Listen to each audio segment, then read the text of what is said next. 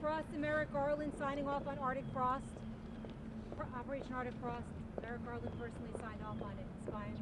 Yes, well, we've known, and now this, of course, just confirms just the extent and magnitude of corruption, weaponization, and criminality that occurred in the previous Justice Department, and it is our hope, wish, and desire that there will be, obviously, total transparency and accountability for all wrongdoing. Any other questions? Stephen, Doug Ford in Canada said he's going to put pause on those ads that angered the president.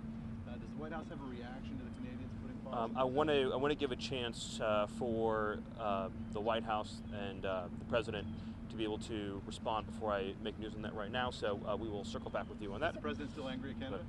But, the president has been very clear about his extreme displeasure with what took place, and I will leave it to the president to provide an update on that. Can I ask about the USS Ford is considering plans to target cocaine facility and drug trafficking routes inside Venezuela? Can you speak to that? And given that Venezuela is not a cocaine-producing country, can you explain what the plans are there? Well, so obviously I would not now or ever get into any detailed discussion to address any of the things mentioned in your question in any way, but I do want to address the broader issue of narcotics and the war on cartels and foreign terrorist organizations. So Venezuela, of course, is a central hub for narcotics trafficking across the Western Hemisphere. Also weapons trafficking, also human trafficking as well too. And we know that the Maduro regime is the Cartel de Sols, which is a recognized and designated narco-trafficking organization, and also Tren de Aragua is a recognized FTO, foreign terrorist organization. And so this is a central hub of terrorist activity across the Western Hemisphere. And just more broadly, as was made clear in the event yesterday, the President of the United States has made clear that narco-terrorists and narco-trafficking is a terrorist activity. These organizations are the ISIS of the Western Hemisphere. They control territory, they field armies, they exert enormous political control over nations and regions and governments and judicial systems through extortion, kidnapping, blackmail, murder, rape. And so we kind of have a situation in the Western Hemisphere where we have large, fully militarized terrorist organizations that, again, control commerce, control travel, control political systems, control the movement of weapons, people, goods, slaves, into the form of human trafficking and sex trafficking, and of course narcotics that are responsible for hundreds of thousands of American dead.